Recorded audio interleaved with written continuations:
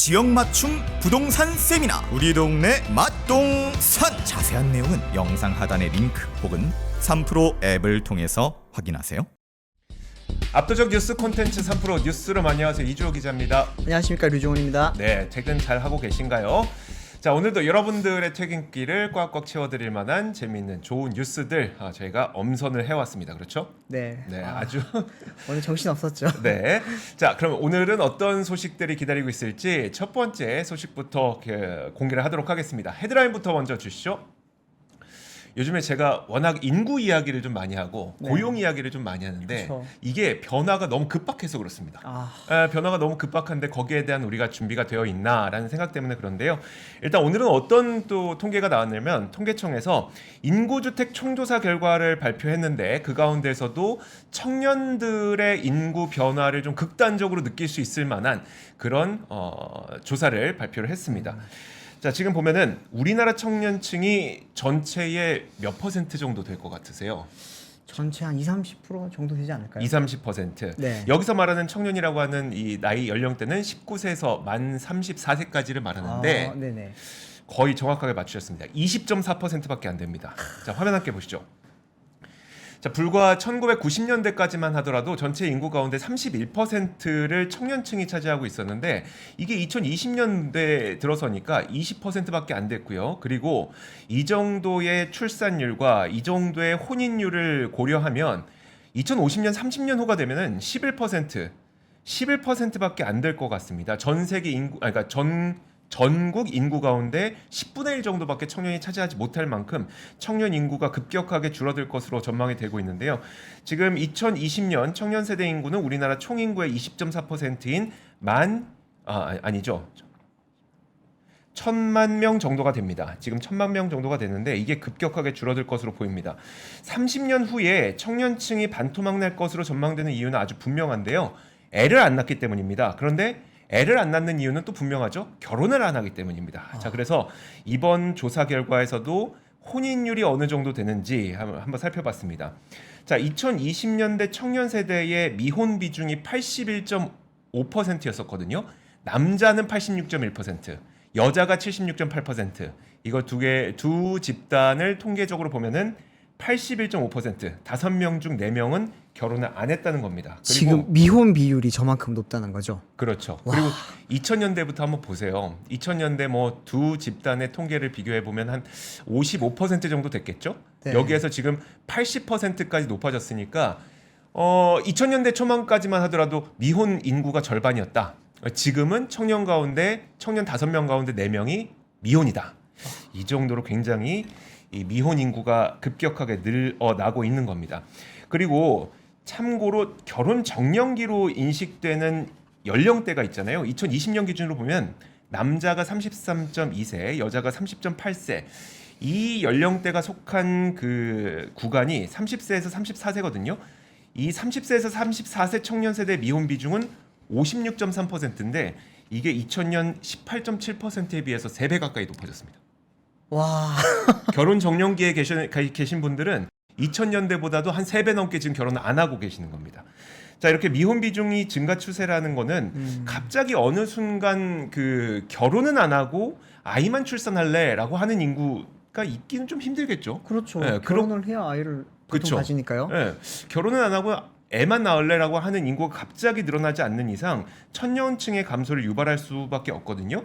결국 대한민국의 미래이자 주요 경제활동 인구의 청년층이 줄어들기 때문에 어떤 결과로 이어질 수밖에 없게 됐냐, 바로 외국인 근로자의 도입이 늘어날 가능성이 높아질 수밖에 없습니다. 오늘 새로운 뉴스가 또 연결지어서 나왔는데요. 뭐냐면 정부 서울청사에서 외국인력정책위원회를 열고 정부가 2024년 외국인력 도입 운용 계획을 확정했습니다. 그러니까 내년에 외국인 근로자를 얼마나 받을 것인지, 어떤 산업에서 받을 것인지를 결정한 것이라고 보시면 될 것 같은데요. 화면 함께 보시면 일단 전체적으로 이 외국인 근로자를 올해보다 4만 5천 명 더 많이 받아서 16만 5천 명을 받겠다라고 결정을 한 겁니다. 제조업에서 16,500명 늘리고요. 조선업에서 2,660명 늘리고요. 조선업 안 그래도 뭐 최근에는 그래도 인력을 좀 채웠다고는 하지만 여전히 인력이 부족한 게 조선업이잖아요. 그렇죠. 배 만들어야 되는데 사람 없다는 이야기 너무 많잖아요. 그렇죠. 지금. 그리고 농축산업에서 1,000명, 어업에서 2,000명. 그런데 이번에 굉장히 크게 달라진 점은 바로 이겁니다. 음식점에서도 외국인 근로자를 고용할 수 있게 됩니다. 보통 우리 이모님 하는 그 음식점 말씀하시는 네, 건가요? 맞아요. 나 외국인 근로자 식당에서 봤는데라고 하시면은 사실 이거는 뭐 지금까지는 사실상 불법이었습니다. 예. 그 중국 분들이라든지 뭐 이런 분들 좀 있잖아요, 사실. 그렇죠, 그렇죠. 네. 근데 그게 왜 그랬냐면은 우리가 이제 외국인이 우리나라에 와서 일할 수 있는 비자가 E9 비자라고 해서 그 비자가 있는데 여기서 일할 수 있는 산업이 엄격하게 정해져 있었어요. 제조업, 건설업, 농업, 축산업, 어업, 서비스업 이 정도가 됐었는데 음식점은 불가했습니다. 하지만 이 비자로 우리나라에 들어와서 이제 직종을 바꾸는 경우들이 좀 생겨서 이분들이 이제 음식점에서 일하는 것을 여러분들이 목격하셨던 건데 사실 현실적으로도 이쪽에서도 인력이 많이 부족하다는 이야기가 있었고 그래서 이번에 시범 도입을 하기로 한 겁니다. 뭐 어느 누구나 다 할 수 있는 건 아닌데요. 어쨌든 이제 그 정해진 기준 내의 사업장에서 외국인 근로자가 일을 할 수 있게 된 겁니다. 그 내용은 아마 찾아보시면 잘 나올 거고요. 자, 외국인 근로자가 국내에서 늘어나게 될 것이라는 것은 어쩌면 정해진 미래일 수 있습니다. 하지만 제대로 된 논의 없이 이루어질 경우에 발생할 문제점에 대해서도 우리가 고민해 볼 필요가 있을 것 같거든요. 예컨대 건강보험이 굉장히 좀 우리에게 직관적으로 다가올 수 있어요. 왜냐하면 건강보험은 외국인 근로자가 우리나라에 들어왔을 때 그 가족까지도 커버가 되거든요. 그러면은 외국인 근로자가 우리 들어와서 뭐 어머님이나 부모님이나 아니면 가족들까지 이제 국내로 들어와서 건강보험으로 의료 서비스를 받을 수 있게 되는 건데 사실 이게 뭐 일부에서는 우리나라의 건강보험이 누수되는 거 아니냐라는 이야기도 있긴 하지만 아직까진 통계적으로 그렇게 많은 비용이 소요되고 있지는 않다고는 합니다. 하지만 이게 결국에 외국인 근로자가 늘어나게 됐을 때에는 이 비용도 같이 늘어나게 되는데 우리가 외국인 근로자에게 건강보험을 해주지 말자는 게 아니라 그러면 어느 정도까지 커버해 주는 것이 맞는지에 대한 국민적 논의는 아직 없지 않았습니까? 그러니까 그 부분들을 논의하면서 외국인들 근로자를 좀 늘려야 되지 않을까라는 생각이 듭니다. 네. 근데 그 비슷한 일자리를 하고 있는 국내 지금 국민들이라든지 아니면 뭐 여러 또 노총에서도 지금 반대 이야기가 좀 있다고는 하던데 네. 조금 뭐 여러 가지 이야기들을 정부에서도 많이 좀 받아들여 가지고 종합적인 판단을 해야 될 것 같아요. 네, 그렇습니다. 자, 그래서 인구 이야기 한번 해봤고요. 다음 소식 헤드라인 한번 볼까요? 네, 다음 소식은 제가 준비했습니다. 오늘 삼성전자가 이제 사장단 인사가 나왔거든요. 삼성전자 사실 뭐 일개 기업의 사장단 인사라고만 볼 수가 없는 게 일개 기업입니까? 네, 그렇죠. 사실 뭐 주가만 보더라도 삼성전자 주가가 거의 뭐 코스피 주가 움직임이랑 비슷한 것처럼 사실 최근에 지금 뭐 4대 기업들 인사가 사실 다 나고 있습니다. 현대차가 났었고 LG가 났고요. 오늘 삼성전자가 났고 이제 4대 기업 중에서는 SK 정도가 남아 있는데요. 삼성전자 인사가 나면은 다들 좀 관심 있게 보는 게 어떤 사람들이 올라가는지 대표 회사가 유지가 되는지 또 조직 개편이 어떻게 되는지를 보는데 올해 삼성전자는 좀 반도체가 안 좋았잖아요, 사실. 네. 그러다 보니까 반도체 쪽에 좀 큰 인사가 있지 않을까라고 예상을 했었는데 결과를 보니까 사실 큰 변화는 없었고요.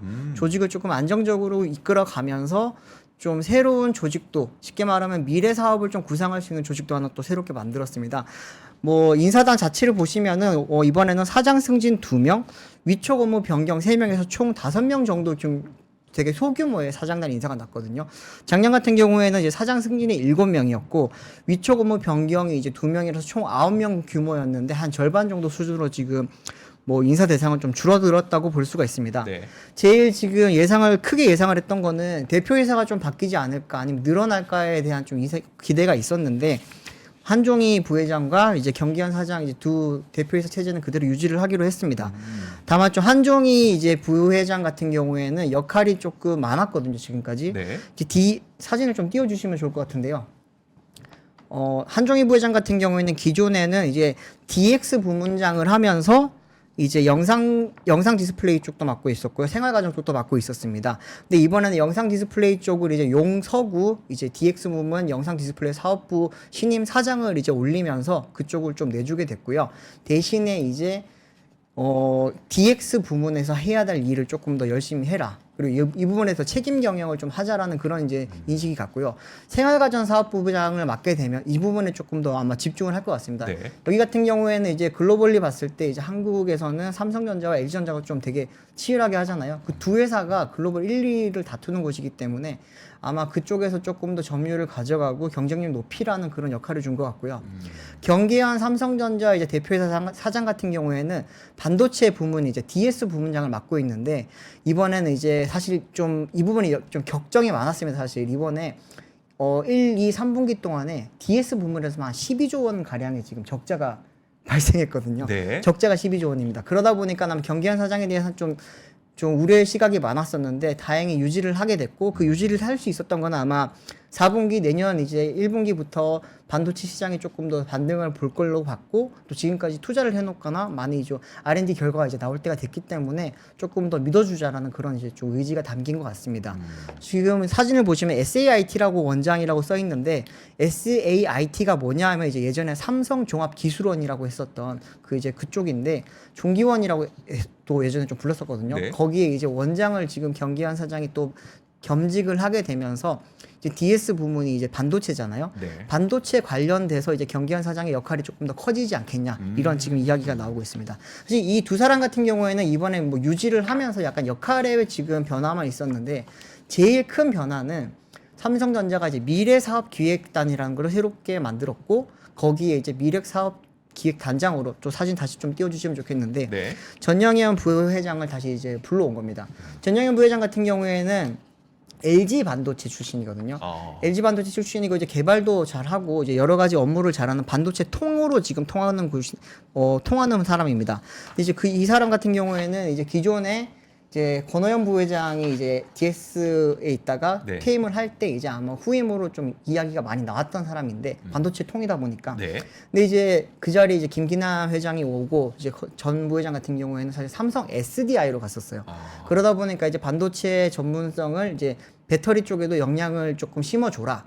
사실 삼성이 되게 강조하는 것 중에 하나가 1등 DNA라는 게 있거든요. 네. 그 1등 DNA를 이제 배터리에도 심어줘라고 할 때 이제 보냈던 사람이 전영현 부회장이고, 근데 전 부회장이 이제 SDI에서 여러 가지 역할을 하다가 이번에 미래사업기획단장으로 다시 돌아오게 된 겁니다.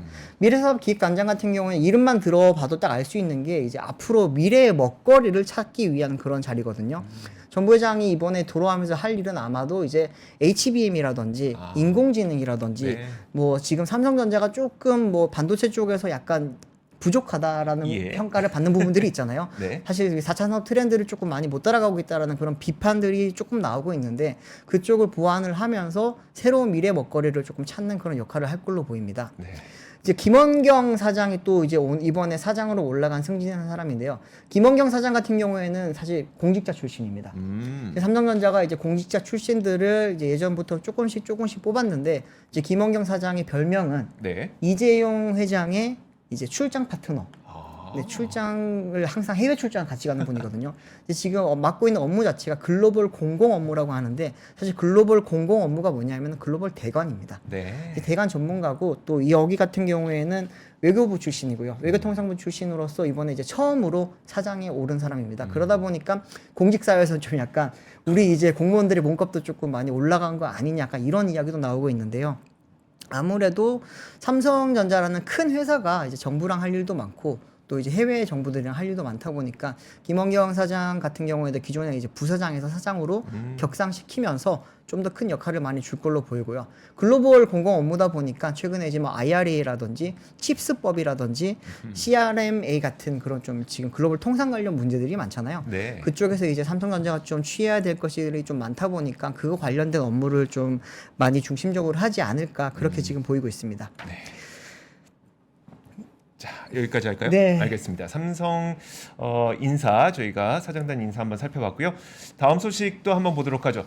요즘 한반도의 긴장감이 좀 급격하게 높아지고 있어서요. 지금 좀 걱정이 되긴 합니다. 물론 저희가 사태를 좀 계속 봐야 되겠습니다만 이제 북한에서 감시초소죠. GP를 복원하겠다고 하자 우리나라 군에서도 그럼 우리도 상응 조치를 하겠다 이렇게 공언을 하고 있습니다. 이거 계속 진행형인데요. 오늘 나온 이야기는 이제 우리나라 군에서도 이에 대한 대응 조치를 좀 공언하고 있다. 이 내용이 좀 새로 나온 뉴스라고 보시면 될 것 같습니다. 자, 군 당국은 북한이 9.19 남북 군사 합의에 따라 철거했었던 비무장지대 감시초소를 복원하는 조치를 함에 따라서 그러면 판문점 공동경비구역 그 유명한 JSA도 재무장할 가능성도 주시하고 있는 것으로 지금 전해지고 있습니다. 자, 국방부는 입장 자료를 냈는데요. 북한이 지난 11월 24일부터 일부 군사 조치에 대한 복원 조치를 감행 중이라면서 파괴 및 철수 GP 11개소의 근무자를 투입하고 임시 초소를 설치하고 중화기를 반입했으며 서해 해안문 포문 개방을 늘리고 있다 이렇게 지적을 했습니다. 사실 이 움직임들이 우리에게는 굉장히 좀 위협적으로 다가오고 있죠. 사실 9.19 남북 군사 합의의 어떤 상징적인 것으로 보는 게 우리는 사실 그 GP의 파괴 그리고 JSA의 비무장화였었거든요. 하지만 이 부분들을 북한 쪽에서 다시 복원을 한다고 하니까 이게 굉장히 좀 위협적으로 다가오고 있는 겁니다. 국방부는 이런 복원 조치에 대해서 대응 조치를 즉각적으로 이행할 만반의 준비를 갖춰 나갈 것이다 이렇게 얘기를 하고 있기 때문에 사실 뭐 얼마나 긴장감이 더 지속될지 아니면 긴장의 고조가 어느 정도 지속될지는 우리가 여기서 예측할 수는 없겠습니다만 이 부분은 사실 우리에게 직결된 문제이기 때문에 좀 지켜보는 것이 좋을 것 같습니다. 되게 좀 무겁고 무서운 약간 뉴스 같기도 하네요. 사실. 이 부분은 좀 지켜봐야 될 것 같아요. 네. 다음 뉴스는 조금 약간 희망적인 이야기를 한번 해보겠습니다. 그러면은 이제 내일 뭐가 발표나는지 혹시 아시나요? 내일 뭘까요? 내일 지금 우리 정부가 가장 공들이고 있는 거 이제 국제 사업 중에 하나인 엑스포 이제 유치전이 내일 발표가 나는데 정확하게는 29일 한국 시간으로 29일 자정입니다. 29일 자정에 발표가 나는데 지금 그걸 위해서 지금 정부라든지 재계 인사들이 전부 다 파리에 가 있어요. 파리에 가서 지금 뭐 거기에 대한 공을 굉장히 많이 들이고 있다고 하는데 한덕수 국무총리가 이제 어젯밤에 이제 파리에 도착을 해서 부산 엑스포 지지를 위한 이제 외교 활동이랑 내부 회의를 지금 시작을 했다고 하고요. 또 박몽규 산업통상자원부 장관, 또 이제 오영주 외교부 2차관, 박형준 부산시장, 최태원 이제 대한상공회의소 회장 겸 SK그룹 회장, 정의선 회장 등이 지금 가 있다고 합니다. 지금 이재용 회장 같은 경우에는 갔다가 이제 오늘 돌아왔고요. 그들이 가서 하는 일은 당연히 이제 뭐 민간 외교 차원으로서 이제 뭐 부산 엑스포 좀 지지 유치 이런 걸 지금 하고 있는 걸로 알고 있는데 지금 우리나라가 몇 등 정도로 예상이 되는지 아십니까 혹시? 지금 2등 아닙니까? 네, 2등으로 지금 저희는 생각을 하고 있고 맞는 걸로 저도 알고 있습니다. 네. 그러니까 사우디아라비아, 우리나라, 이탈리아. 그렇죠. 여기 이 중에서 사실 이탈리아 요즘에 얘기 나온 거 못 봤고 그러면은 사우디아라비아랑 우리나라 중에 그냥 뭐 공동 1등 내진 공동 2등 아닙니까? 공동 1등. 네, 지금 정부에서는 49대 51로 우리가 2등이라고 지금 이야기를 하고 있는데 굉장히 좀 희망이 많이 엮여 있는 그런 희망회로가 좀 포함된 결과 같은데 제가 봤을 때도 뭐 아마 1등은 아닐 것 같지만 이제 로마한테는 이기고 있지 않을까. 저도 이제 지금 재계적으로 취재를 하다 보니까 들리는 이야기로는 초반이랑 다르게 굉장히 지금 분위기가 많이 좋아졌다고 합니다. 혹시 엑스포가 종류가 어떻게 되는지 아세요? 그거 두 종류 있죠. 네. 등록 엑스포와 인정 엑스포가 그렇죠. 있거든요. 우리가 많이 기억하는 예전에 뭐 대전 엑스포, 뭐 여수 엑스포 이런 거 같은 경우에는 인정 엑스포라고 하는 거고요. 지금 부산이 유치를 하는 거는 등록 엑스포입니다. 그러니까 만약에 이번에 우리가 유치하게 되면 사상 처음 등록 엑스포를 유치하게 됩니다. 사상 첫 등록 엑스포를 유치를 하게 되는 거죠. 지금 정부에서는 지금 노리고 있는 게 약간 우리가 월드컵 16강 진출할 때 노리듯이 경우의 수를 되게 많이 따지고 있거든요. 첫 번째 1차 투표에서는 우리가 리아드한테는 이길 수 없을 가능성이 좀 높지 않을까 이렇게 보고 있고요. 대신에 2등을 우리가 유지를 해서 이제 로마에 갔던 표들을 우리가 가져오면은 2차 투표에서 1등을 할 수 있지 않겠냐. 약간 이걸 지금 노리고 있거든요. 제가 준비한 자료를 하나를 보시면은 이게 얼마나 어려운지 조금 알 수가 있는데요. 지금 들어보면은 역대 엑스포 이제 결과에서 그런 적이 단 한 번도 없다고 합니다. 2015년도를 보시면 이제 밀라노가 이제 86대 65로 한 번에 됐고요. 2020년도가 굉장히 좀 치열했습니다. 두바이, 예카테린, 부르크, 이즈미르, 상파울루 이렇게 붙어가지고 1차, 2차, 3차 투표까지 가서 두바이가 결국 됐는데요. 두바이가 처음에도 1등, 두 번째도 1등, 세 번째도 1등이었습니다. 이제 2025년도 같은 경우는 오사카가 이제 또 두 번 1차 투표, 2차 투표 다 1등을 하면서 결국에 이제 오사카가 타게 됐는데 지금 우리나라가 노리는 거는 1차에서는 리아드한테 1등을 줄 수 있다. 하지만 2차에서는 우리가 로마의 그 표까지 다 가져와서 2등을 이제 뒤집어서 우리가 1등을 하겠다라는 지금 전략을 갖고 있거든요. 이러다 보니까 지금 뭐 국내 기업들 같은 경우에는 뭐 차량이라든지 뭐 여러 가지 지금 제공을 하면서 엄청나게 유치전을 하고 있고, 삼성의 이제 이재용 회장, 뭐 SK 최태원 회장 이런 분들도 지금 워낙 글로벌 네트워크가 좋잖아요, 사실. 네. 사실 사우디가 네트워크가 좋다고는 하지만 우리나라 네트워크도 만만치 않거든요. 그러다 보니까 특히나 이제 민간 그런 이제 외교 사절단의 역할을 지금 많이 좀 정부에서 활용을 하고 있고, 한덕수 총리 같은 경우에도 지금 이제 국내 재계 기업들에게 기대하는 바가 많고요. 거기에 대한 사실 좀 결과로서 우리가 로마와 되게 비슷했는데 이제는 로마를 좀 압도적으로 이기고 있는 상황으로 지금 전해지고 있는 걸 보면은 아마도 정부의 역할만큼 또 이제 민간 외교들의 또 많이 역할이 좀 기대가 되고, 정부라든지 재계에서도 지금 거기에 대해서 기대하는 바가 뭐냐면은 2030년 엑스포를 우리 유치를 하게 되면은 수백조 원의 경제 유발 효과가 날 거고 수십조 원의 실질적인 지금 우리가 혜택을 볼 수 있을 거라고 지금 보고 있기 때문에 그 부분을 되게 지금 힘을 쓰고 있다고는 합니다. 그러면 2차에서 로마의 표가 우리나라로 올 것 같다고 하는 이유는 네. 혹시 전쟁과 관련이 있나요? 전쟁도 당연히 관련이 있고요. 아. 더군다나 이제 지금 사우디 같은 경우에는 사실 되게 뭐라 그럴까 좀 극단적으로 갈리는 그런 평이 많다 보니까 네. 사우디에서 등을 돌렸던 그런 어떻게 보면 국가들이 우리로 넘어올 걸 지금 기대를 하는 건데, 사실 거기 이제 그런 경우의 수가 되기 위해서는 사실은 첫 번째 조건이 뭐냐면 1차 투표에서 네. 리야드가 3분의 2 이상의 득표를 하면 안 됩니다. 3분의 2 이상 득표를 하게 되면은 바로 이제 리야드가 확정이 돼 버리고. 네. 근데 이제 우리나라가 지금 계산을 해 보니까 그렇게까지는 될 가능성이 좀 높지 않다라고 지금 말을 하고 있고요. 그래서 좀 뭐 지금 댓글에서도 잼버리 이야기를 많이 하시는데, 잼버리랑 다르게 좀 오랫동안 아직 기간이 많이 남았으니까 네. 유치 준비를 많이 해서 만약 유치가 된다면은 좀 정부라든지 기업들이 잘 했으면 좋겠습니다. 알겠습니다. 저희도 응원의 힘을 좀 당연히 싣도록 응원해야죠. 네, 우리나라에서 하는 건데. 네. 아유, 부산에서 열린다고 하는데 여러분들도 많은 응원 부탁드리도록 합니다. 사실 진짜 전 국민적으로 저도 그래요. 저도 진짜 부산 엑스포 꼭 했으면 좋겠다라는 그러니까요. 생각을 갖고 네. 있거든요. 자, 다음 뉴스 한번 보도록 하겠습니다. 다음 뉴스는 바로 좀 기업 이야기인데요. 자, 이게 히스토리가 좀 있어서 여러분들에게 소개를 해드리려고 합니다. 매각이 불발된 11번가 희망퇴직을 받는다라는 소식인데요.